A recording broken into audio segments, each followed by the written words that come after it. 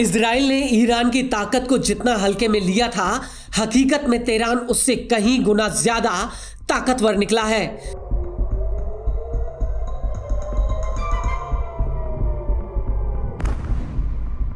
क्योंकि इजराइल के पास modern air defence system है, उसके बावजूद भी ईरानी मिसाइलें इन एयर डिफेंस सिस्टम को भेदती हुई अब सीधे तेल अवीव में गिर रही हैं।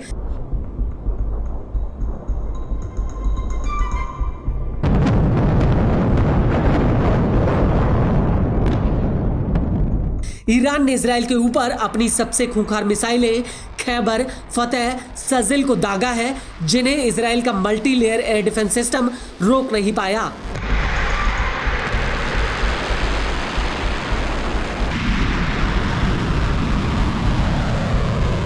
लेकिन अब ईरान ने इजराइल के भीतर एक बहुत बड़ा खेल कर दिया है, जिसकी वजह से इजराइल के एयर डिफेंस सिस्टम अब अपनी ही इंटरसेप्टर मिसाइलों को मारने के लिए आमादा हो गए हैं। ईरान ने इजराइल के भीतर इलेक्ट्रॉनिक वॉरफेयर का इस्तेमाल करते हुए एक ऐसा मायाजाल बिछाया है जिसमें इजराइल के एयर डिफेंस सिस्टम पूरी तरह से चकरा गए हैं।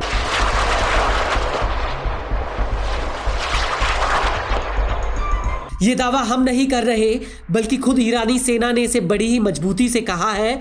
ईरान की इस्लामिक रेवोल्यूशनरी गार्ड्स कॉर्प्स ने दावा किया कि इजराइल पर हुए हालिया ईरानी हमले में उन्होंने एक नए तरीके का इस्तेमाल किया है, जिसकी वजह से इजराइल के एयर डिफेंस सिस्टम एक दूसरे की मिसाइलों पर हमला करने लगे थे।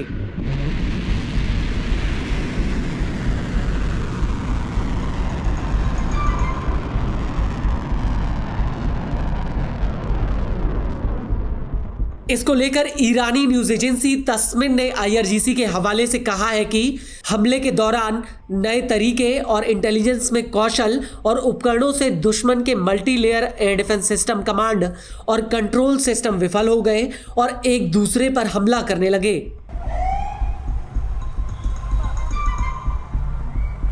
आपको बता दें कि ईरानी सेना के इस दावे को लेकर स्पुतनिक इंटरनेशनल ने मिलिट्री और एयर डिफेंस फोर्स के एक्सपर्ट यूरी कुतोव का हवाला देते हुए कहा है कि जारी किए गए फुटेज के आधार पर ऐसा लगता है कि ईरान ने एक इंटीरियर गाइडेंस सिस्टम का इस्तेमाल करते हुए शुरुआती चरण में गाइडेंस सिस्टम का उपयोग करके डेटा ट्रांसमिशन और करेक्शन सिग्नल सिस्टम को भेजने में कामयाब हुआ, जिस दौरान मिसाइलें हवा में ही थी।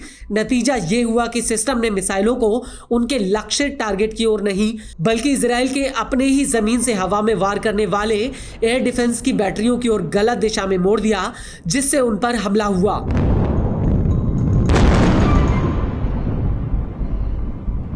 आपको बता दें कि ईरानी सेना ने दावा किया है कि उसने इजराइल के मिसाइल गाइडेंस सिस्टम में मल फंक्शन करके हमले के दौरान उन्हें बाधित कर दिया।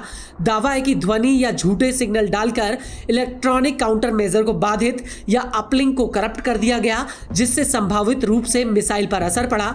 जानकारी की माने तो इलेक्ट्रॉनिक काउंटर मेजर फर्जी कमांड पैकेट्स डाल सकता है, जिससे मिसाइल की सक्रिय रूप से दिशा बदल सकती है।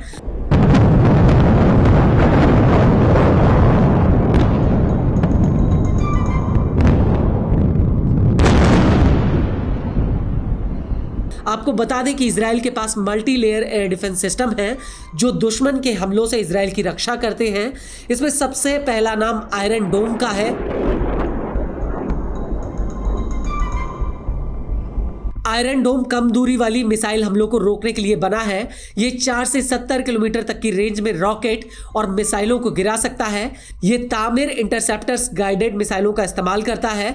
इसे रेडार और गाइडेड उपकरणों द्वारा चलाया जाता है जो इलेक्ट्रो ऑप्टिकल सेंसर्स से चलते हैं, जिनके दम पर आयरन डोम सटीक ट्रैकिंग और हमला करता है। इसके बाद इजराइल का David sling air defence system है जो लंबी दूरी के रॉकेट, क्रूज मिसाइलें और कुछ बैलिस्टिक मिसाइलों को इंटरसेप्ट कर सकता है। इसकी रेंज 40 से 300 किलोमीटर तक है। डेविड के बाद एरो 2 एयर डिफेंस सिस्टम है जो कम से लेकर मध्यम रेंज वाली बैलिस्टिक मिसाइलों को इंटरसेप्ट करता है।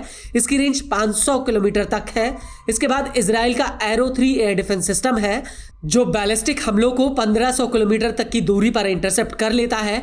और इतने ताकतवर एयर डिफेंस सिस्टम होने के बावजूद अगर ईरान का यह दावा सच होता है तो यह इजराइल की सुरक्षा में बहुत बड़ी चूक है। बड़ी बात यह है कि बीते समय में कई ऐसी घटनाएं हुई हैं जिसमें टेक्नोलॉजी का इस्तेमाल किया गया है। खाड़ी युद्ध के दौरान अमेरिका ने EA-6B Prowler electronic warfare aircraft का इस्तेमाल किया था, जिससे इराक के जमीन से हवा में वार करने वाली मिसाइलों को बाधित किया गया। इसके अलावा रूस की क्रासुका 4 ground based broadband electronic warfare system को भी मिसाइल के गाइडेंस और रडार सिस्टम को बाधित करने के लिए बनाया गया है।